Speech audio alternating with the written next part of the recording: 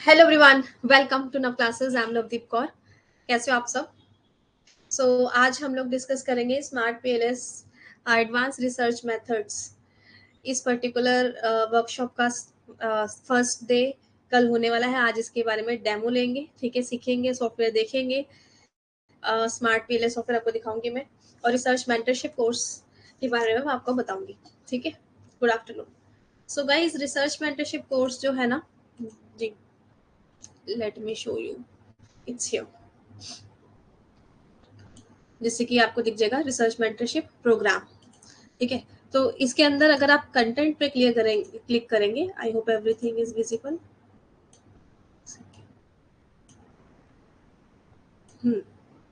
जैसे आप paid course purchase कर लेते हो ना, उसके बाद तो आपको दिखाई देगा कि इस एक कोर्स में, in this one particular course, you will find assistant professor interview workshop, जिसके अंदर असिस्टेंट प्रोफेसर जब आप यू नो बनोगे, तो उसके लिए मैंने क्लासेस ले रखी कि आपको क्या क्या करना चाहिए तब असिस्टेंट प्रोफेसर के इंटरव्यू के लिए। इसमें एम्पेरिकल रिसर्च एमसीडीएम मेथोडोलॉजी से बेस्ड भी आपको मिल जाएगा। इसके अंदर अगर हम क्लिक करेंगे तो आपको पता चलेगा कि मैंने इसमें आईएसएम बीडब्ल्यूएम करवाया, अभी डीमेटल भी जल्दी ही आगे करवाऊंगी, ठीक है। सो 2 मेथोडोलॉजी तो करवा दिए, 2 रिसर्च पेपर्स इसमें से बल्कि लिख भी सकते हो। फिर पीछे आ जाते हैं हम।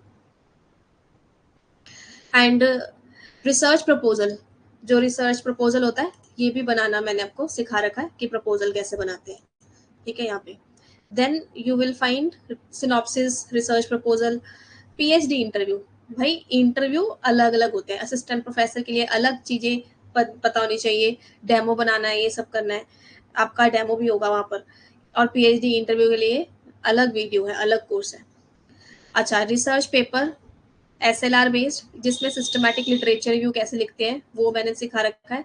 ये फिर आपका research paper article submission guidelines, हाँ, इसमें मैंने ये सिखाया है कि भाई आपको पेपर बना लिया, ठीक है, उसमें अब कैसे उसका title page, author biography, cover letter वगैरह लिखना होता है, बनाना होता है। तो पब्लिश करने कैसे देना है, अच्छे जर्नल कैसे ढूंढने, हाउ टू फाइंड जर्नल, ठीक है। ये चीज यहाँ से हो गई। मतलब फुल फेज कोर्स है, एक कोर्स में सभी कुछ। या क्या, empirical research paper smart page PS SPS नमोस, यहाँ पे आपको मिलेंगी कल से पेड की वीडियो, ठीक है। तो एम्पेरिकल पेपर स्मार्ट पेज अभी आपको खाली दिख रहा है, क्योंकि ये वीडियो अभी डलेगी, तो जैसे जैसे वीडियो होती रहेगी इसमें अपने आप ऑटोमेटिकली आ जाएगी। ईएफए एसपीएस सॉफ्टवेयर से करना हम ऑलरेडी सीख चुके हैं। आप इसको स्टार्ट कर सकते हो, कोई प्रॉब्लम नहीं है, ठीक है। तो ऐसे करके सैम, ये अमोस सॉफ्टवेयर ऑलरेडी सिखा चुकी हूँ, यहाँ पर अमोस सॉफ्टवेयर करा हुआ है हमने यहाँ पर। चलिए, पहले मैं बता दूं इस कोर्स में क्या क्या मिलेगा, मतलब आपकी सोच से कई गुना ज्यादा, जितना आप सोच भी नहीं सकते। आपको पता भी नहीं होगा, अच्छा ये भी मेथोडोलॉजी है भाई, वो अवेलेबल है। बेसिक राइटिंग कैसे करते हैं हो गया। फिर पीछे आ गए हम, ये हो गया इम्पेरिकल के 2 तरीके के होते हैं। एक तो पीएलएसएम ईएफए सीएफए करना है ना, तो वो एक ही कैटेगरी में आता है, इसलिए इम्पेरिकल स्मार्ट पीएलएस सॉफ्टवेयर इधर आ गया, ईएफए इधर आ गया एसपीएसएस सॉफ्टवेयर से, सीएफए सैम ये जो हो गया ये उससे हो गया अमोस सॉफ्टवेयर से, ठीक है। तो सॉफ्टवेयर वाइज इसके डिस्ट्रीब्यूट हो गए। फिर ये है स्टूडेंट्स की टेस्टिमोनी। स्टूडेंट्स की टेस्टिमोनी में आपको पहला पेपर ये दिख जाएगा, ये ओपन है, आप देख सकते हो, पढ़ सकते हो। ये मेरा रिसर्च पेपर है जो ऑलरेडी पब्लिश्ड है ना। So this research paper is already published in Q1 journal. चलिए, ये हो गया। अब यार पीछे आती मैं, बाकी जितने बच्चे हैं मेरे स्टूडेंट्स हैं नव क्लासेस के, उनके रिसर्च पेपर पब्लिश्ड है। देखो, प्रांजल का रिसर्च पेपर पब्लिश हो गया है, और ये पेपर उनका है। आरती का पेपर पब्लिश हो गया। राहुल हैदराबाद यूनिवर्सिटी में, IIT Roorkee, JNU, Delhi university, Jamia, इतने अच्छी अच्छी जगह पे बच्चे गए हैं। ममिता का पेपर पब्लिश हुआ, देख सकते हो आप, ठीक है। ये भी एबीडीसी की सी कैटेगरी में भी एक बच्चे का, रितिका पीएचडी हो गई, इनकी पीएचडी का पेपर है इनका, ठीक है। और एक्चुअली आपको पता है, इन्होंने मेरे बारे में लिखा अपने रिसर्च पीएचडी के पेपर में। कहाँ है, नवदीप ही ढूंढ लेती हूँ, कहीं तो डाला है, चलो ढूंढना पड़ेगा, सही कही था, ये रहा। सेंट्रल यूनिवर्सिटी झारखंड में, आईआईटी रुड़की वगैरह, ये सब। तो ये टेस्टिमोनी पढ़ोगे तो आपको समझ में आ जाएगा कि क्या सक्सेस रेट है हमारे इस कोर्स का, ठीक है। और डेमो इसका भी एंटर हो जाएगा यहाँ पर।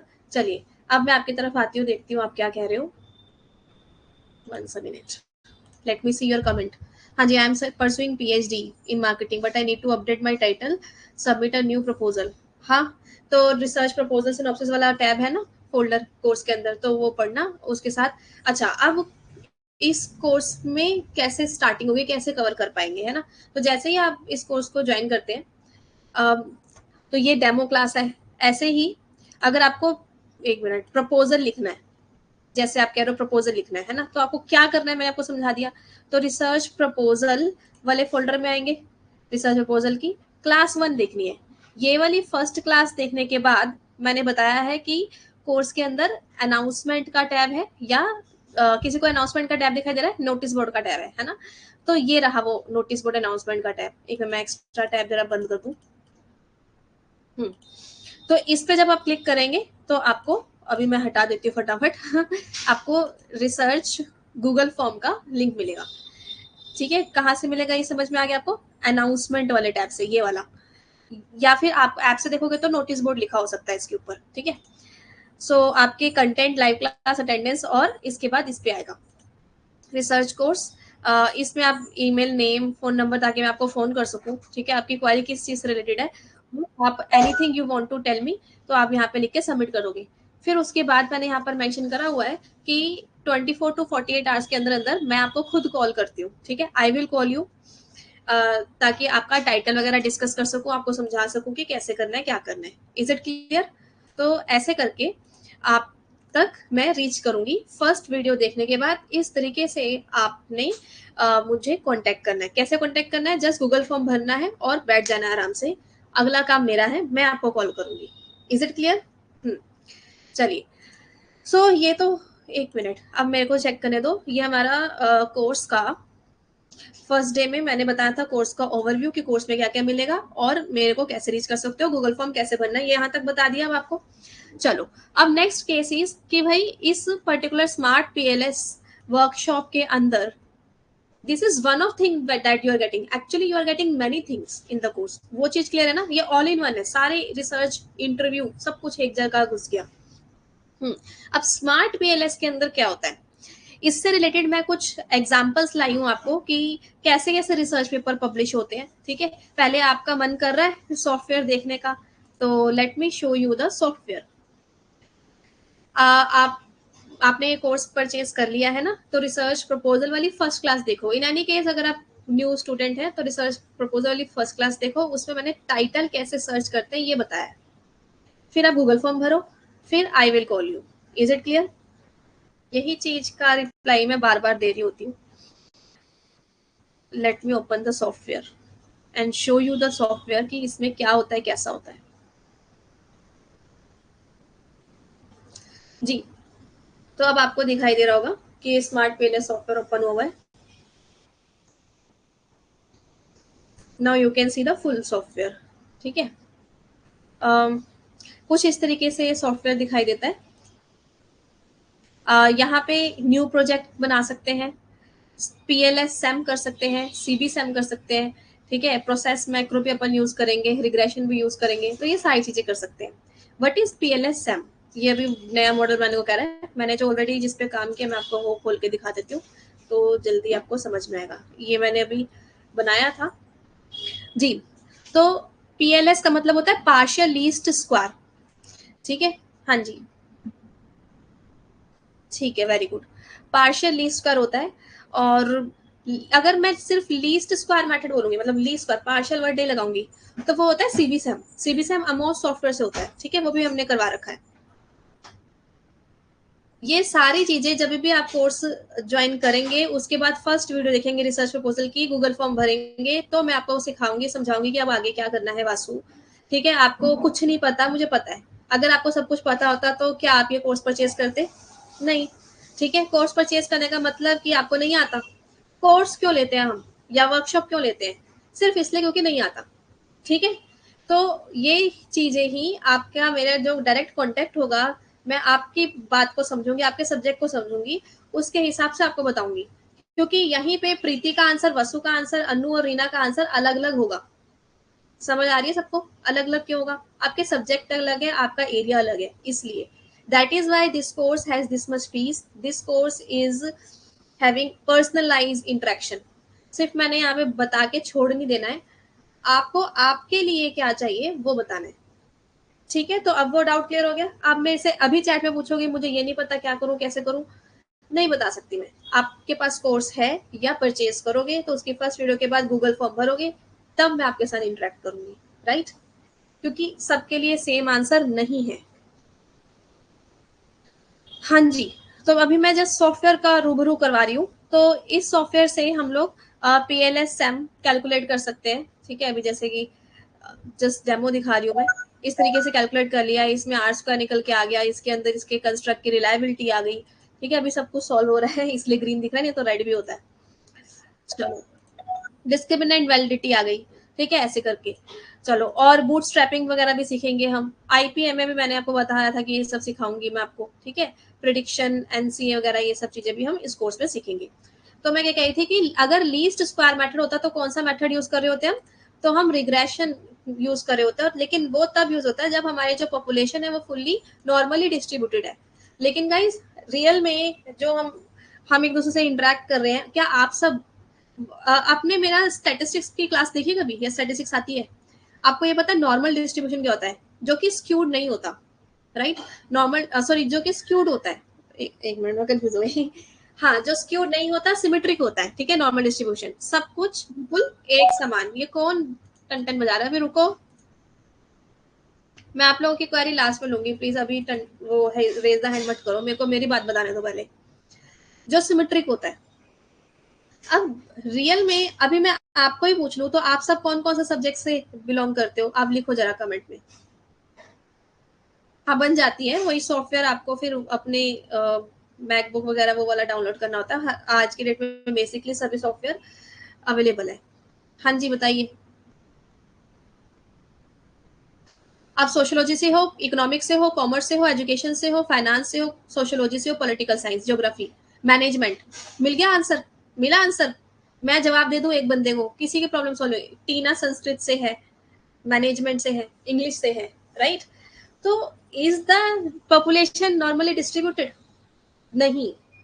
तो इस वजह से स्मार्ट PLS सॉफ्टवेयर हमारी हेल्प करता है। Is it clear? हाँ, तो अब समझ में आया, यहाँ पार्शियली स्क्वायर है, it is not completely normally distributed, ठीक है। तो चलिए अब मैं आपको जरा सा नोट्स की तरफ लेकर जाती हूँ, मैंने अभी आपको दिखाती हूँ जरा, उसमें ज्यादा क्लियर हो जाएगा व्हाट आई एम सेइंग।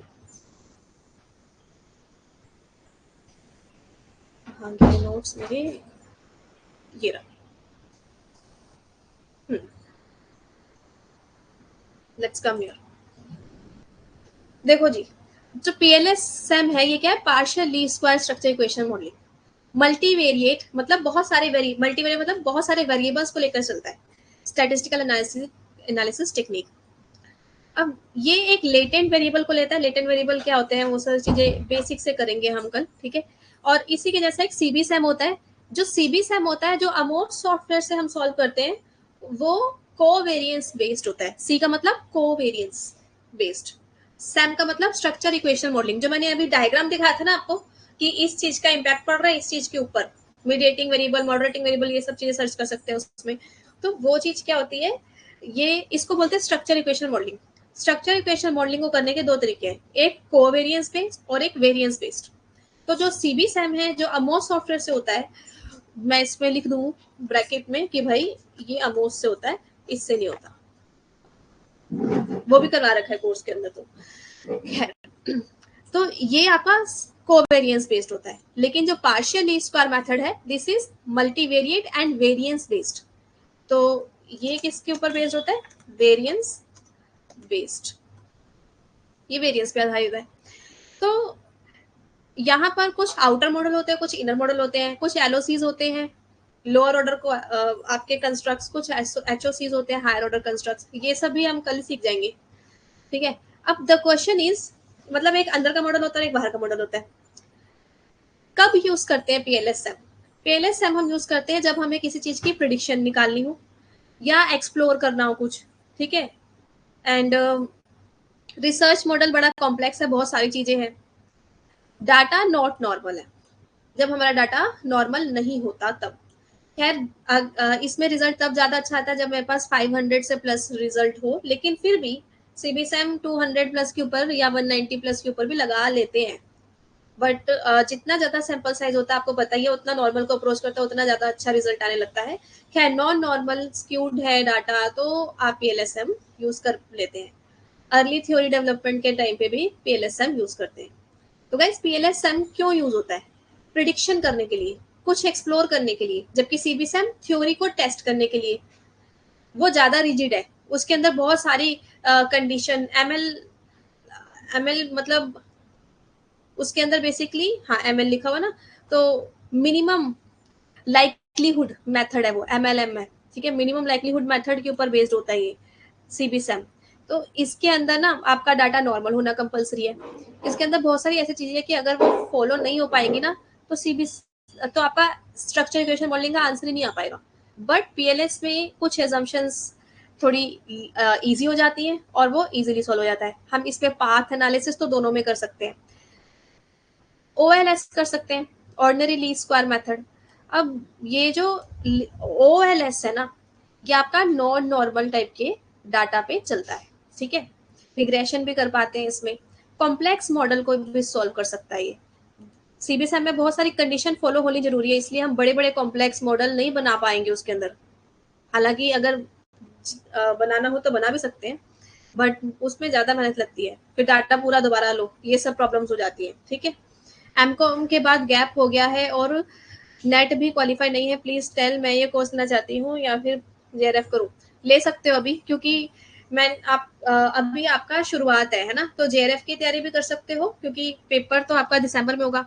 अभी कोर्स लेके आप 1-2 महीने में अगर रिसर्च पेपर लिख भी लोगे तो ज्यादा अच्छा है। आजकल मल्टी देखो, आजकल आप कहोगे पहले मैं ये कर लूँ फिर वो कर लूँ, टाइम बर्बाद है। आप खुद ही कह रहे हो ना कि आपका गैप है, गैप की जगह रिसर्च पेपर लिख के पब्लिश करवा सकते थे आप, ठीक है। इसलिए यहाँ पर ये गैप मत लेकर आओ। अगर कोई पूछेगा आपसे कल को इंटरव्यू में आपका गैप क्यों है, तो अगर आप पेपर लिख के पब्लिश करवा चुके होंगे तो आप जवाब देने वाले बनोगे कि हाँ मैंने इस टाइम पे रिसर्च सीखा, रिसर्च की वर्कशॉप्स अटेंड करी, रिसर्च पेपर लिखे, गैप नहीं था, वो गैप भर गया। आप खुद गैप बना रहे हो कुछ ना करके। तो आज के डेट में मल्टीपल वर्क हर कोई पर्सन करता है। मैं आपको टीच करती हूँ, क्या क्या टीच कर रही हूँ, एग्जाम्पल दे रही हूँ, मैं नेट जेआरएफ पढ़ा रही हूँ, रिसर्च का कोर्सेज करवा रही हूँ, ये कितने अलग अलग कोर्सेज हैं। और फिर ऊपर से सब बच्चों के क्वारी को हैंडल करना, उनको कॉल करना, ये भी एक काम मेरे ऊपर आ गया। फिर मैं अपनी पीएचडी भी कर रही हूँ, अपने रिसर्च पेपर भी लिख रही हूँ, पब्लिश भी करवा रही हूँ, समझे। तो am I doing multitasking? Yes. So multitasking आज की जरूरत है।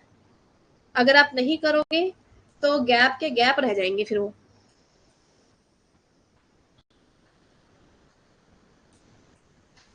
चलिए, प्रपोजल वाला ही आगे जाके मेंटरशिप कोर्स में है क्या? प्रपोजल आप मेंटरशिप कोर्स लोगे, आपको सेम टाइम पे सारे मिल गए ना, रिसर्च प्रपोजल भी पेपर भी। आप एक टाइम पे 1-2 के आसपास या उससे ज्यादा पे भी काम कर सकते हैं, आपकी कैपेसिटी पर डिपेंड करता है, ठीक है। आप एक टाइम पे प्रपोजल भी बनाओ, साथ में पेपर भी लिखो। जेआरएफ को कैसे निकालें? यूजीसी नेट जेआरएफ का कोर्स है मेरा, आज और कल इसमें 15% डिस्काउंट चल रहा है, आप परचेज कर सकते हैं। अगर कोई क्वेरी है तो इस नंबर पे कांटेक्ट करके पूछ लीजिएगा। तो क्या अब आपको एक आइडिया हो गया व्हाट इज पीएलएसएम? यस और नो? हाँ जी, इतनी बात का जवाब दीजिए मुझे, ठीक है। पीएलएसएम क्या होता है, तो ये आपको समझ में आ गया।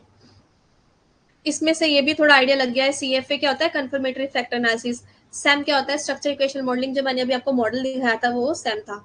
चलो अब कुछ पेपर्स दिखा के आपको समझाती हूँ कि कैसे ये रिसर्च पेपर्स होते हैं और इसमें लिख सकते हैं। आप इस एक कोर्स में 2 या 3 मतलब इस एक मेथड को सीख के ओनली वन पीएलएसएम जो मैं अगले 15 दिनों में सिखा दूंगी आपको, है ना, फिर उसको काम करने का टाइम बचेगा बस। एक मेथड को सीख के एक बार अच्छे से डाटा कलेक्ट करके उसके ऊपर 2 या 3 रिसर्च पेपर लिख सकते हो, ठीक है। और पब्लिश भी करवा सकते हो, अभी बहुत अच्छी कैटेगरी में होते हैं इसके पेपर, अच्छे लिखे हो तो डेफिनेटली पब्लिश होते हैं। देखो, एक तो सिर्फ सीएफए और सैम करके भी लोग पब्लिश करवा रहे हैं, कुछ लोग सीएफए सैम और आईपीएम में एक पेपर में करके इसको पब्लिश करवा देते हैं। इतना काम हो गया। फिर एक पेपर तो ये पक्का है ही, फिर उसी को आगे एनसीए और एफएसक्यूसीए लगा के दूसरा पेपर पब्लिश हो गया। तो ऐसे करके 2 पेपर तो यहाँ से निकाल ही लेते हैं लोग, ठीक है। और कुछ लोग ऐसे होते हैं जो कि सिर्फ CFA और सेमी लगाते हैं। अब 2 तो पक्का निकलेंगे ही निकलेंगे, ठीक है। कुछ लोग होते हैं सिर्फ सेम लगाते हैं और सीधा FSQC लगा देते हैं, वो भी पब्लिश होते हैं। I will show you, I have the example. जैसे ये इसने क्या किया, आपके बहुत सारे सब्जेक्ट्स में यूज हो सकता है ये। कुछ बच्चे कह रहे थे कि मैम लॉ में नहीं होता, मैं रिसर्च आर्टिकल ढूंढ के लाई। एक मिनट मैं दिखाती हूँ आपको। एक पेपर था लीगल का, ये एक सेकेंड, हाँ देखो, ये कोई लॉ में अमेंडमेंट हुई या कोई नया लॉ आया या कोई भी लॉ चल रहा है, उसका इफेक्ट देखना है कि भाई उससे क्या हो रहा है क्या नहीं। देखो PLSM लग रखा है, लगा हुआ है। इन्होंने क्या किया, 645 लोगों से डाटा कलेक्ट किया। इट डिपेंड्स, मैं कहती हूँ 500 के आसपास, उससे थोड़ा सा ज्यादा भी कलेक्ट कर लो तो भी अच्छे से रिजल्ट आ जाता है, ठीक है। और इनका मैं क्वेश्चन दिखाती हूँ इन्होंने क्या किया है। इन्होंने ये बताया कि भाई ये लॉ आया है, इसकी वजह से लोगों में रिस्क बढ़ गया है, या लोगों की इफेक्टिवनेस के ऊपर चेक कर रहे हैं, उनकी प्रैक्टिसेस देख रहे हैं, और फाइनली इसका रिजल्ट क्या आ रहा है, बिहेवियरल इंटेंशन क्या निकल के आ रही है इस लॉ की वजह से, वो चेक करा जा रहा है, ठीक है। तो कर लिया ना इस सब्जेक्ट में भी PLSM। ये होता है स्ट्रक्चर इक्वेशन मॉडलिंग। ये जो डायग्राम बनता है, ग्राफ बनता है, इसको सैम बोलते हैं। लिखा नीचे लिखा भी हुआ है, इसको सैम बोलते हैं, ठीक है। इस लेवल की चीज आप करने वाले हो। आपको अभी तो देख के बिल्कुल ही न्यू अगर हो तो पता ही नहीं चलेगा कि ये है क्या चीज, लेकिन वो आपको मैं कराऊंगी और सिखाऊंगी, आएगा सब कुछ। स्टार्टिंग से समझोगे ध्यान से तो समझ में आ जाएगा। अब और दिखाती हूँ मैं। जैसे इसने बिहेवियरल इंटेंशन देखी है स्टूडेंट्स की, एजुकेशन के सब्जेक्ट में लगाया हुआ है ना। और इसमें डेटा कितने कल, इसने तो कुछ ज्यादा ही ले लिया 2000। ये जस्ट एग्जांपल है, मैं आपको 89 डाटा कलेक्ट करा हुआ भी दिखा दूंगी, अच्छे पेपर में पब्लिश हुआ हुआ है, ठीक है। जस्ट कमिंग फॉरवर्ड, अभी ये कहानी सुनाने का तो कोई फायदा नहीं है, समझ नहीं आएगा, यहाँ दिखाते हैं। जैसे मैंने देखा कि इन सभी फैक्टर का इसके ऊपर क्या इफेक्ट आया है, फिर उसका इसके ऊपर क्या आया है, फिर ये फाइनल आउटकम। तो ये इंडिपेंडेंट वेरिएबल होते हैं, बीच में मीडिएटर्स होते हैं, और फिर फाइनल आउटकम डिपेंडेंट वेरिएबल आ जाता है। इसने क्या किया, मॉडरेटिंग, मॉडरेशन, मीडिएशन सब सिखाया जाएगा इसमें, ठीक है। अब इसमें क्या किया, मैं क्या कह रही थी आपको, कुछ लोग सिर्फ सैम करते हैं और FSQC कर देते हैं। आपको एक मेथड आ गया, अब आपके हाथ में है, कल को जब मर्जी करो, जितने मर्जी पेपर लिखो इसमें, ठीक है। ये फायदा होता है। इन्होंने डाटा लिया है 311 लोगों का, 311 लोगों का डेटा लिया है, विजिबल है जी। प्राइमरी डाटा लेना पड़ेगा इसमें, सेकेंडरी, हाँ सेकेंडरी से भी हो जाता है। जैसे मान लो आप फाइनेंस के स्टूडेंट हो और आपने देखना है कि कौन से शेयर्स का क्या इफेक्ट आया था, तो सेकेंडरी डाटा ऑलरेडी अवेलेबल होता है, ठीक है, शेयर्स के बारे में या कंपनीज के बारे में, उनकी बैलेंस शीट वगैरह से। तो उसको लेके उसकी भी रिग्रेशन टेस्टिंग हो सकती है, यानी कि उसका भी सैम निकाला जा सकता है, होता है। लेकिन जो मेजरली ज्यादातर हम करते हैं वो सर्वे करते हैं, जैसे उन्होंने कहा इतने कंज्यूमर से, इतने प्रोफेसर से, इतने एकेडमिशियन से, इतने एग्रीकल्चर के लोगों से, जिसके ऊपर भी जो भी आपकी टारगेट ऑडियंस है, ठीक है। तो आप प्राइमरी डाटा भी लेते हो, ज्यादातर प्राइमरी ही लेते हैं। फाइनेंस वाले स्टूडेंट जो है वो इसमें सेकेंडरी से भी कर लेते हैं। यह digital financial literacy and cashless के ऊपर है। इसमें उसने 418 का डाटा लिया है, ठीक है। एक मिनट, अब इसको आप देखो तो समझ में आएगा कि कैन यू टेल मी कि इसमें से मीडिएटर कौन है। मीडिएटर है सेटिस्फेक्शन। मॉडरेशन कौन है। मीडिएटर ना इस तरीके से लाइनों से आता है। मॉडरेटर किसी भी लाइन के, ध्यान से देखो, किसी भी लाइन के जो बीच में लाइन आ रही हो, टपक रही हो ना, ऊपर से या नीचे से, वो मॉडरेटर होती है। मीडिएशन का मतलब है कि इसके साथ अगर ये हो तो ये प्रोसेस होता है, पूरा कॉज एंड इफेक्ट चलता है कि perceive ease of use, hedonic motivation and enjoyment की वजह से सेटिस्फेक्शन बढ़ती है, और सेटिस्फेक्शन की वजह से परचेज इंटेंशन। तो यानी कि कॉज एंड इफेक्ट रिलेशनशिप बताता है, प्रोसेस बताता है। बट जो मॉडरेशन है वो क्या बताता है, वो ये बताता है कि अगर ये चीज है तो क्या फैक्टर है, जो ये चीज ना हो तो क्या फैक्टर है। यानी कि अगर इसमें सिस्टम क्वालिटी है तो क्या इफेक्ट आ रहा है, और नहीं है तो क्या होगा, ऐसे। तो इसकी स्ट्रेंथ बताता है, इसकी वीकनेस बताता है, ठीक है। यस यस, एक सेकेंड। नाउ नेक्स्ट केस देखते हैं जरा। इन मॉडल्स को पहले क्लियरली समझना होता है। अच्छा अब यहाँ बताओ, ये जेंडर कौन है, कोई बता सकता है व्हाट इज जेंडर, मीडिएटर या मॉडरेटर। जेंडर ऊपर से टपक रहा है। सो दिस इज मॉडरेटर, कि भाई अगर मेल है तो क्या हो रहा है, फीमेल है तो क्या हो रहा है, जेंडर में यही होंगी दोनों चीजें। ठीक है, तो ऐसे करके आपको डमी वेरिएबल वगैरह भी सिखाऊंगी मैं, वो सब इसमें ही आएगा। मॉडरेशन चेक करने के लिए होता है यूज, कंट्रोल वेरिएबल के लिए भी यूज होता है। अच्छा, एक बार मैं टाइटल पहले दिखा दूं, इसने क्या कर रखा है, फाइनेंशियल लिटरेसी से मॉडरेटिंग दिखा रहा है, इसमें मॉडरेटर मिलेगा।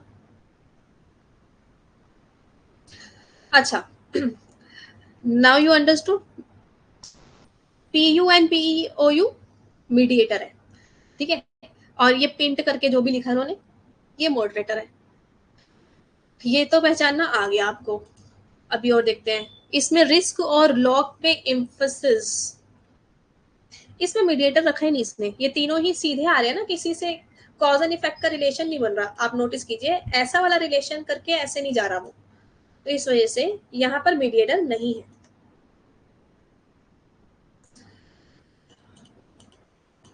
ये कौन है, ये सारे ही आई वी है, ठीक है। Independent variable, independent variable, independent variable, कि ये तीन इंडिपेंडेंट वेरिएबल है, एक डिपेंडेंट वेरिएबल पे क्या इफेक्ट आ रहा है, देखो तीन ही हाइपोथेसिस बने इसमें, ठीक है। तो there are only 3 hypothesis, that is why these all are just independent variables, ये इधर वाले तीन, और वो डिपेंडेंट वेरिएबल पे इफेक्ट कर रहे हैं। अच्छा, बीच में कुछ दिखा नहीं, ठीक है, वो ये इतना ही है इसमें, बड़ा ही सिंपल मॉडल है, इतना सिंपल सा मॉडल भी हो सकता है। उसका रीजन ये है कि लॉ में PLS को यूज करता नहीं है, एक आधे ने कर लिया, मतलब यूज इसलिए नहीं करता, मे बी उनको आता नहीं है, या आता है तो इतना प्रोमिनेंट नहीं है। जो चीज की कमी होती है वहां पे आसान चीजें भी पब्लिश हो जाती है, मेरा कॉन्टेक्ट समझे, तो इसलिए इतना इजी पब्लिश हो गया यहाँ पर, क्योंकि वहां पे ऑलरेडी इस तरीके के पेपर कम है। अब इस मॉडल को देख लीजिए, इसने सारा चेक किया, डिजिटल डिजिटल करके कुछ, और डिजिटल टेक्नोलॉजी ढूंढ रहा होगा यहाँ पर, उसके बेसिस पे उसने ढूंढा कि economic social mobility and community digital integration के ऊपर इसका क्या इफेक्ट आता है, और उससे फिर सोशो इकोनॉमिक डेवलपमेंट को चेक किया उसने, ठीक है। कॉमन मेथड बाय सब मार्कर वेरिएबल से ढूंढते हैं, वो भी सिखाऊंगी मैं। तो ऐसे करके पूरा रिजल्ट निकालते हैं। अभी आपको डर लग रहा होगा ना इसको देख के, ये ऊपर से जा रहा होगा, अच्छा ऊपर से जाना चाहिए। और दूसरा ये NC है, इसको देख के मुझे याद आया, मैंने कुछ बताना था आपको, टाइटल देखते हैं दोबारा। देखो ये स्मार्ट PLS यूज हुआ है, ठीक है, और FSQC है ये, FSQC। FSQC क्या दिखाता है आपको, fuzzy set qualitative comparative analysis, हम कुछ चीजों का कंपैरेटिव एनालिसिस कर सकते हैं। दोबारा आते हैं, हम समझाऊंगी आपको उसमें किया क्या है, वो दिखाती हूँ। सो यहाँ पे देखिए कि अगर ये चीज है तो क्या होगा, और इसका मतलब है नेगेशन, अगर ये चीज ना हो तो क्या होगा, इसके चीज के होने की वजह से कितनी कंसिस्टेंसी आएगी, और ना होने की वजह से कितनी कंसिस्टेंसी आएगी, कितना डाटा वो कवर कर पा रहा है, कितना वो जनरलाइज कर पाएगा, कितना प्रतिशत इसको हम जनरलाइज कर पाएंगे, ये चीज चेक कर पा रहे हैं। अवेलेबिलिटी ऑफ एडटेक सपोर्ट, अगर एडटेक सपोर्ट है तो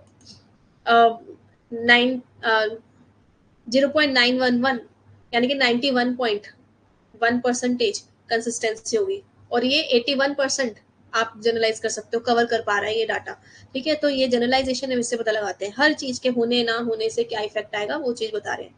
अब NCA एंड FSQCA दोनों साथ में भी किया जा सकते हैं, मैंने कहा था ना कि एक पेपर ऐसे बन सकता है जिसमें सिर्फ ये दो कर रहे हैं, कहा गया ये वाले दो, तो आप एक ही डेटा ले लो, उससे एक पेपर ये कर लो, चलो ये भी कर लो साथ में, एक पेपर इन दोनों का कर लो, या फिर एक पेपर वही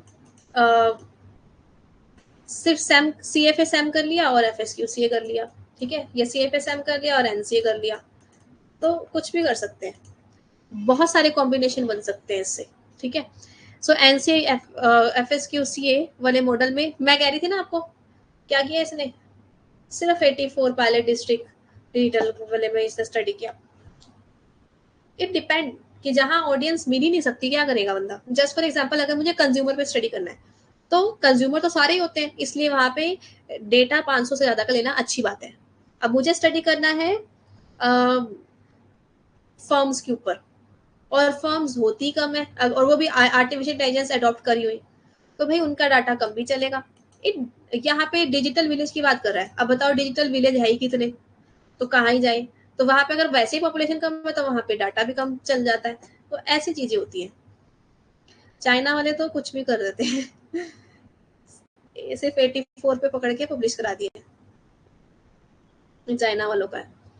मैं इसके रिजल्ट में दिखाती हूँ आपको इन्होंने करा क्या है। ये भी सीखेंगे हम। एनसीए क्या बताता है हमें? एनसीए हमें ये बताता है नेसेसरी कंडीशन एनालिसिस, कि भाई इतने सारे जो आपने वेरिएबल्स ले लिए, इनमें से ऐसा कौन सा वेरिएबल है जिस पे काम करना तो बहुत जरूरी है, और अगर आपने उसके ऊपर काम नहीं किया तो क्या होगा, आप का बेकार है पूरी रिसर्च करना, या उसका रिजल्ट ही नहीं आएगा। तो यहाँ पे इनमें से सबसे ज्यादा इंपॉर्टेंट कौन सा है, नेसेसरी कौन सा है, इसके बिना कुछ नहीं हो सकता, वो ढूंढता है। अच्छा, किसी कोई कॉमर्स इकोनॉमिक्स या ऐसे किसी सब्जेक्ट से है तो आपको पता होगा एक होती है नेसेसरी कंडीशन, एक होती है सफिशिएंट कंडीशन। नेसेसरी मतलब इसके बिना काम चलेगा ही नहीं, ठीक है। तो वो चीज हम यहाँ पर ढूंढेंगे कि ऐसे कौन सा फैक्टर है जिसके बिना काम नहीं चलेगा। ओके, लेट्स अंडरस्टैंड कि आपने मुझे बोला कि कुछ कुछ बच्चे ऐसे हैं जिनका नेट या जेआरएफ या नेट जेआरएफ दोनों ही क्लियर नहीं हुए, ठीक है। अब क्वेश्चन इज कि कोई भी एग्जाम निकालने के लिए क्या चाहिए? नंबर 1 सही content, number 2 consistency, number 4 previous question भी सॉल्व करने हैं, और क्या हो सकता है। अब ये सारी चीजें जो मैंने बोली, इनमें से ऐसी कौन सी चीज है जो सबसे ज्यादा जरूरी है? अगर ये नहीं किया ना तो बाकी सब कर लो, बेकार है, कुछ भी नहीं हुआ। तो वो चीज ढूंढ पाएंगे हम अपने फैक्टर्स में से, चैलेंजेस में से, स्ट्रेटजीज में से, जो भी आप ढूंढ रहे हो कि भाई ये ज्यादा जरूरी है, इसको रखना 100% कंपलसरी है, नहीं तो बाकी सारी चीजें करी कराई वेस्ट हो जाएंगी। समझे? ऐसे ही सब्जी बनानी है आपने, आपने कहा आलू गोभी बनाएंगे आज, आलू ही मत लेकर आओ तुम, तो आलू गोभी कहाँ से बनेगी? आलू और गोभी तो लानी पड़ेगी, ये तो मेन इंग्रेडिएंट है आलू गोभी बनाने के लिए, बाकी कुछ हो ना हो। अंडरस्टूड? तो आपका मेन इंग्रेडिएंट ढूंढने में ये हेल्प करता है आपको। तो अभी समझ में, इसलिए ये जनरलाइजेशन बता पाएंगे हम इन दोनों चीजों से कि भाई मेरा रिसर्च का ये रिजल्ट है, ये इतने प्रतिशत काम कर पा रहा है प्रीवियस ये क्वेश्चन, ठीक है। चलिए, तो able to understand what is the role and, हाँ जी, कोई एक चीज स्टार्टिंग से बताइए, ऐसे समझ नहीं आ रहा, मैं ऐसे बता ही नहीं रही, स्टार्टिंग से 0 से स्टार्ट करेंगे हम कल, ठीक है। वैसे क्या सारे बच्चों को समझ में आया वैसे नेसेसरी कंडीशन वाली बात? आलू गोभी इतना भी समझ नहीं आया? ये तो बिल्कुल स्टार्टिंग था रश्मि। आलू गोभी में भी हिंदी नहीं आती है आपको? गोभी को क्या बोलते हैं? मैं मटर पनीर बना लेती हूँ फिर, ठीक है। कुछ और बना लो भाई। कि बेसिकली जो चीज, अगर कोई चीज, if you want to make the tea, the necessary condition is tea, चाय पत्ती, ठीक है। अगर चाय पत्ती नहीं होगी, चाय चीनी ना हो, without sugar we can drink tea, without milk we can drink tea, बस टी इज रिक्वायर्ड। समझे? हाँ ma'am, how can it applied in subject food technology? So food technology के अंदर, जस्ट फॉर एग्जांपल आपने कहा फूड टेक्नोलॉजी में आपका, आप बताओ क्या एरिया है। जैसे मेरे एक स्टूडेंट थे पहले, मैं उनका एग्जांपल लेकर बता देती हूँ। जैसे मान लो वो ये चेक करे कि कौन सी वाली जो एग्रीकल्चरल फूड है, फूड टेक्नोलॉजी में क्या होता है, अब खुद बताओ कोई एग्जांपल क्वेश्चन का। मान लो कुछ कॉम्बिनेशन ऑफ फूड है, जैसे कि सेरेल एंड पल्सेस, ठीक है। तो सेरेल एंड पल्सेस से इम्यून सिस्टम बढ़ता है। अब उससे क्या बढ़ता है आपको ज्यादा बताओगे, आपका सब्जेक्ट है, राइट। तो आप ये बता सकते हो कि सेरेल एंड पल्सेस खाना क्यों जरूरी है। जैसे मेरे एक पुराने स्टूडेंट थे, उन्होंने इसके ऊपर स्टडी किया था कि प्रेग्नेंट वुमेन को ये लेना जरूरी है। कुछ दूसरे बच्चे ने स्टडी किया था कि एग्रीकल्चर में पल्सेस अगर हम उगाएं तो फिर उसकी फर्टिलिटी बढ़ती है, ठीक है। तो इनके ही फैक्टर्स देख सकते हैं कि ऐसे कौन कौन से फैक्टर्स हैं जिसकी वजह से ये इंपॉर्टेंट है। या फिर हम ये देख सकते हैं कौन कौन से ऐसे पल्सेस है जिसकी वजह से आपका जो भी आप चेक करना चाहते हैं इंप्रूव होता है, वो इंप्रूव हो रहा है। और एक्चुअली लोगों से पूछ सकते हो आप कि क्या उनका बिहेवियर इंक्रीज हुआ है, डिक्रीज हुआ है, या फिर इससे कुछ इंप्रूव हुआ है कि नहीं। जस्ट फॉर एग्जांपल योगा के अंदर भी स्टडी हो सकती है। अच्छा, ये चीज चेक करने के लिए कि आपके एरिया में लग पा रहा है कि नहीं, तो आप गूगल स्कॉलर पे सर्च मारते हैं, ठीक है। मैं एग्जाम्पल लेती हूँ, पल्सिस, ठीक है, पल्सिस एंड पल्सेस की वजह से हम क्या देखना चाहते हैं, चलो इसके साथ खाली मुझे नहीं पता अभी टॉपिक का है ना, तो मैं खाली चलो पीएलएस से हम लिख देती हूँ। लो जी, अब मेरे पास ऐसे सारे पेपर आ जाएंगे कि जो पल्सेस के बेसिस पे पीएलएस सैम करके पेपर पब्लिश कर चुके हैं। सैम का मतलब पता है, स्ट्रक्चर इक्वेशन मॉडलिंग आ गए। जैसे इसने स्टडी किया है स्टेट इंटरवेंशन स्ट्रेटजी, ये देखो अब इसने कहा स्टेट इंटरवेंशन स्ट्रेटजीज कि चिकपी का अगर हम प्रोडक्शन करेंगे तो सस्टेनेबिलिटी इंक्रीज होती है, वो चीज ढूंढ रहा है। ये ढूंढ रहा है दूसरा बंदा कि ऐसी कौन कौन सी गवर्नमेंट को या फिर किसी पर्सन को इंटरवेंशन करनी चाहिए जिसकी वजह से चिकपी का प्रोडक्शन इंक्रीज हो, ये ढूंढ रहा है वो तो। और तो इसलिए आपको थोड़ा सा कोई कीवर्ड पता होता है ना, तो उसके बाद जस्ट ऐसे देखो, ये कह रहा है एग्रीकल्चर इनपुट प्रोग्राम की वजह से कितना किस चीज पे, wherever there is cause and effect you can easily apply this methodology. आ गया समझ? किसी भी चीज के ऊपर प्रभाव देख रहे हो कि इससे क्या होगा, कौन से चीजें इम्पैक्ट कर रही है, इंप्रूव कर रही है, डिक्रीज कर रही है, आप वहीं पे पीएलएसएम निकाल सकते हो। ठीक है, विमेन विमेन वायलेंस कर लेते हैं आज। अब विमेन वायलेंस पे भी लगाया होगा जरूर,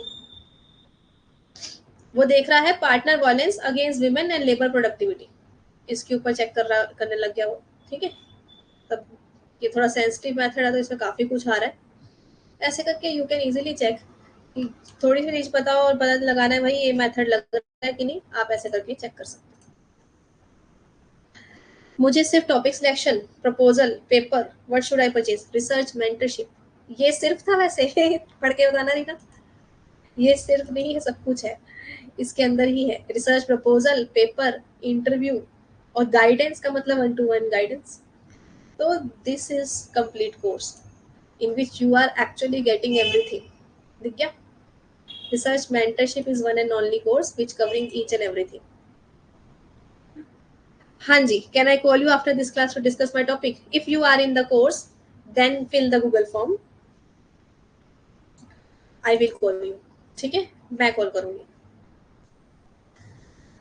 ये भरे, क्योंकि मैं सब बच्चों को कॉल नहीं कर सकती, मैं उन बच्चों को कॉल कर सकती हूँ जो इस कोर्स में है। ऑलरेडी बहुत सारे कोर्स, मैं पूरा दिन, आप यकीन नहीं मानोगे, मैं बच्चों को कॉल ही करती रहती हूँ। मैं अपना रिसर्च का काम भी नहीं कर पाती क्योंकि टाइम लगता है, और बहुत सारे बच्चे ऑलरेडी इस कोर्स में है। ठीक है जी, एनी अदर क्वेरी? अब सारे डाउट निकल गए? सर्टिफिकेट कब देती है? ये कोर्स को आप ज्वाइन करते हो तो 30 डेज के बाद आपको सर्टिफिकेट मिल जाता है। जैसे कि ये मेरी ही प्रोफाइल है एक्चुअली, आप अपनी प्रोफाइल में जाएंगे, आप अपने ना ओहो, मेरी प्रोफाइल के साथ नंबर भी दिख गया आप ना अपने मोबाइल ऐप से डाउनलोड कर पाओगे सर्टिफिकेट। ठीक है, ऐसे ही आपकी मोबाइल में ऐप खुलेगी प्रोफाइल, और टॉप 3 लाइनें खुलेंगी, यहाँ पे साइट पे होंगी ऐप में, वहां पे 3 लाइन्स पे क्लिक करके आप सर्टिफिकेट्स पे जाओगे, तो सर्टिफिकेट कोर्स जब आपने परचेज किया उसके 30 डेज बाद आपका सर्टिफिकेट आ जाएगा, फिर आप उसको डाउनलोड कर सकते हो। क्योंकि आई एज्यूम कि एक दिन में तो कोई तीर मार नहीं लेगा। ठीक है, तो कम से कम किसी को कहीं सर्टिफिकेट यूज करना है, आप रिसर्च के कोर्सेज के सर्टिफिकेट यूज कर सकते हो नव क्लासेस की। बहुत सारे बच्चे हैं जो अपने RAC में नव क्लासेस के भी रिसर्च के कोर्स सीखा है, तो इसलिए पब्लिश उसमें भी प्रेजेंट कर सकते हैं। बिकॉज मैंने कोर्स का नाम क्या रखा है, रिसर्च मेंटरशिप प्रोग्राम वर्कशॉप, मैंने कोर्स नहीं लिखा कहीं। ये कोर्स हम नॉर्मल लैंग्वेज में बोल देते हैं, मास्टर कोर्स ब्रैकेट में लिखा है, बिकॉज वर्कशॉप का मतलब ये होता है कि ये वो चीज है जिसके अंदर आप खुद कोई काम करोगे, वर्क करोगे। वर्कशॉप का मतलब पता है, पेपर 1 में पढ़ा होगा आपने, मतलब जिसमें स्टूडेंट खुद कुछ सीखेगा, खुद भी कुछ करेगा। तो आपने रिसर्च प्रपोजल खुद बनाया है, रिसर्च पेपर खुद बनाया है, ये प्रमाण है। ठीक है, तो इसलिए ये सर्टिफिकेट आपको ये बताते हैं कि you have participated in and you have worked upon it, that is why. Hands on experience outcome आएगा, रिजल्ट आएगा, ये है कोर्स का नाम। अभी आप LS M F S Q C A both ही एक रिसर्च में कराओगे, या हम दोनों डिफरेंट रिसर्च पेपर लिखें, which one is better? Sonia, ये आप लिख सकते हो दो, अगर आप लिखना ही चाहते हो तो निकाल लो पेपर।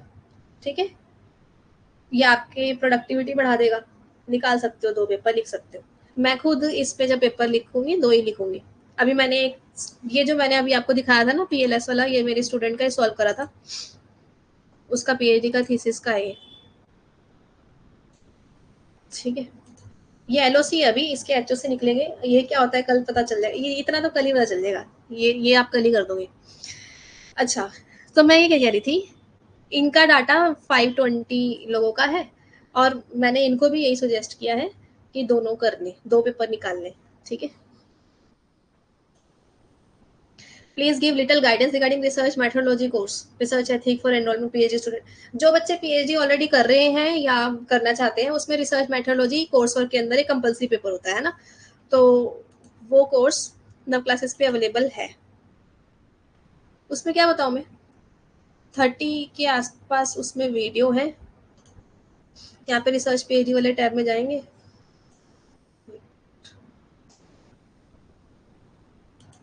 दो ही क्यों दिख रहे हैं यहाँ पर, शायद मैं लैपटॉप से देख रही हूँ, आप फोन से देखोगे ना तो आपको दिख जाएंगे। ठीक है, ये मेरी आईडी दूसरी वाली खुली हुई है ना, उसमें रिसर्च मेथोडोलॉजी और रिसर्च एथिक्स आपके जो UGC के गाइडलाइंस के अकॉर्डिंग कोर्स वर्क में होता है ना, वो है। ठीक है, तो वो आप ले सकते हो। 30 जुलाई को क्या करना है रीना, डेट शेड्यूल आ रहा है, बिकॉज मेरा इंटरव्यू प्रपोजल सबमिशन भी है। आप रिसर्च सिनॉप्सिस प्रपोजल जो बनाना है ना 10 दिन में भी बना सकते हो, बहुत सारे बच्चे हैं, अब तुम्हारे तो 15 दिन बचे हुए हैं। ठीक है, वो बना लेते हैं। कोर्स देख के लेके फर्स्ट वीडियो देखो, गूगल फॉर्म पढ़ो, then I will call you, then you will be able to create the proposal. तो ये कोर्स अगर आपको लाइव लेना है तो कल से स्टार्ट है, कल से इसकी पहली क्लास है पेड वाली। और वैसे अगर आप लाइव इस इन दिनों में नहीं आ पाए तो इन एनी केस जैसे बाकी कोर्सेज अवेलेबल है वैसे ये वाला कोर्स भी अवेलेबल हो जाएगा, और पर्सनल गाइडेंस आपको मिलेगी। ठीक है, मैंने बताया ना, कोई ऐसे ही हर एक चीज लेते हैं यहाँ पे। जैसे मान लो किसी बच्चे को SLR पेपर लिखना है, SLR वाले फोल्डर में गया, एक मिनट, वीडियो पे गया, पहली वीडियो देखी इंट्रोडक्टरी क्लास, जिसमें मैंने समझाया होगा कि ऐसे कैसे क्या क्या होता है ना, उस वीडियो को देख के फिर उसने गूगल फॉर्म भरा, ये आपका स्टेप है। उसके बाद मेरा स्टेप है, फिर मैं आपको कॉल करूंगी, मैं आपको बता दूंगी कि ऐसे ऐसे करना है। फिर आपका जो भी असाइनमेंट होगा, हर वीडियो को देख के उसके लास्ट में मैंने हमेशा असाइनमेंट दिया होता है, तो असाइनमेंट आप बना के मेरे को व्हाट्सएप पे दे देंगे, फिर मैं उसको चेक करूंगी, फिर आप नेक्स्ट असाइनमेंट बनाएंगे। ऐसे करके हर एक कोर्स में 10 to 13 वीडियोज है सिर्फ, इसीलिए स्मार्ट पेल की भी 12 ही वीडियोज आएंगी। पर हर बार ये होता था कि मैं एक हफ्ते में एक क्लास लेती थी, लेकिन इस बार मैं जल्दी करवा रही हूँ आपको, यानी कि डेली, लगभग डेली ही क्लासेस है। ठीक है, फिर आप अपने एंड पे इसको आराम से सॉल्व करते रहिए, बनाते रहिए, और कोई गाइडेंस होगी, जितना इतना होता रहेगा उतना उतना मुझे चेक करवाते रहिए, तो ऐसे करके आगे बढ़ेंगे। करना बच्चों ने यही होता है, जितना मैंने देखा है कि भाई एक एक वीडियो फिर दोबारा से देखी, इतना काम कर लिया, मेरे को असाइनमेंट चेक करा लिया, अगली देखी, इतना काम कर लिया, मेरे को असाइनमेंट चेक करा लिया। ठीक है, तो ऐसे करके होता है। प्रपोजल और लैब, मेरा स्लाइड ही दूसरी खुली हुई थी, और मैं दिखा रही हूँ वहां पर, एक सेकेंड, स्लाइड दूसरी खोल लो। रिसर्च पेपर लिखना सीखना है, टूल्स यूज करने, रिसर्च कैसे मेथड करेंगे, सब कवर होगा। मैंने आपको ऑलरेडी बोल दिया, कोर्स वर्कशॉप का मतलब है कि बेसिक से कवर होगा। ठीक है, प्रपोजल और पेपर दोनों अलग अलग कोर्स दे दो, है दोनों अलग अलग कोर्स भी, पर इंपेरिकल पेपर आपका अलग कोर्स में नहीं आएगा, वो इसी में आएगा हमेशा। देखो इसमें आप ढूंढ लेना, इसमें तो अभी नहीं दिख रहा मेरे को। अच्छा, दूसरे तरीके से दिखाती हूँ, लॉग इन करके नहीं दिख रहा। देखो, जब नव क्लासेस ऐप में आओगे, आप कोर्सेज में जाओगे, सी ऑल पे क्लिक करोगे, तो ये रिसर्च प्रपोजल का अलग कोर्स भी है। ठीक है, बट जो इम्पेरिक और पेपर का भी अलग कोर्स है, बट वो SLR वाला है, ये वाला है SLR वाला। इम्पेरिकल वाले पेपर आपको मेंटरशिप में ही मिलेंगे। ठीक है, ओके। सो अभी आप जैसे इसके ऊपर क्लिक करेंगे, व्यू ऑल पे क्लिक करके वैलिडिटी ढूंढ सकते हैं कितनी देर की लेनी है, और यहाँ से 15% एक्स्ट्रा डिस्काउंट लगा सकते हैं, लग गया, and then you will be able to purchase. अब 15% डिस्काउंट सिर्फ आज 15 और 16 को है, जब भी बीच बीच में कभी आता है, एक महीने में एक बार डिस्काउंट, तब। ठीक है, उसके बाद अगर नहीं होगा तो मेरे को ना बोले कि तब तो था, अब नहीं है, तो होता है डिस्काउंट, एक महीने में एक आध बार आता है। जब कोई फेस्टिवल हो या कोई नई चीज हो। इंस्टॉल नहीं करना है ऐप ना। अगर आपका देखो नव क्लासेस ऐप आपका इंस्टॉल होगा एंड्रॉयड फोन में। एंड अगर आपके पास दूसरा फोन है आईफोन, देन यूट्यूब पे हर एक वीडियो के नीचे डिस्क्रिप्शन में दे रखा है, नहीं तो आप हमारा जो नंबर है इस पे कांटेक्ट करके हर एक वीडियो, एक मिनट, नहीं तो इस नंबर पे कांटेक्ट करके भी आप पूछ सकते हैं, वो भी बता देंगे, आपको लिंक दे देंगे। लैपटॉप पे खोलना है तो learn.navclasses.in, ठीक है। लैपटॉप पे ओपन करना है तो learn.navclasses.in है, learn.navclasses.in। और मैकबुक वगैरह में भी आप वेबसाइट से ओपन कीजिए। Is it clear? इस सर्च पर वो मैंने बता दिया। चलो ठीक है गाइज, आज की क्लास इतनी ही, बाकी कल तो 2 घंटे की क्लास होने ही वाली है, फिर कल मिलते हैं। सो ये स्केड्यूल है, मैंने आपको ऑलरेडी बता दिया था। कल है 16 जुलाई, और कल मैं ये सब कुछ बता दूंगी। आपके सारी बेसिक चीजें कल खत्म हो जाएगी, सारी बेसिक चीजें, ठीक है। फिर हम प्रॉपर हायर लेवल का अगली क्लासेस में स्टार्ट करना शुरू कर देंगे, फिर फाइनल खत्म। So this is the schedule, live ही चलेगी। Thank you. जैसे अभी आप देख पा रहे हो ऐसे ही वहां मैकबुक में भी दिखाई देगी, ठीक है, ऐसे ही दिखती है। ये जो मैंने खोला है ना, मैंने लैपटॉप में तो खोला, ऐसे ही खुलेगा जैसे अभी मैं देख रही हूँ, इस तरीके से ओपन होगा लैपटॉप में एंड मैकबुक जो भी आपके पास। Thank you. एंड अपने फ्रेंड्स वगैरह को बता दो जो पीएचडी में अटके हुए हैं, या फिर आप पीएचडी करना चाहते हैं या आप पेपर लिखना चाहते हैं, तो in any stage you can write and enhance your API score. Dream, believe, act and achieve. सपने देखो, भरोसा करो, एक्ट करो, यू विल अचीव इट। भरोसा किस पे? अपने सपनों पे।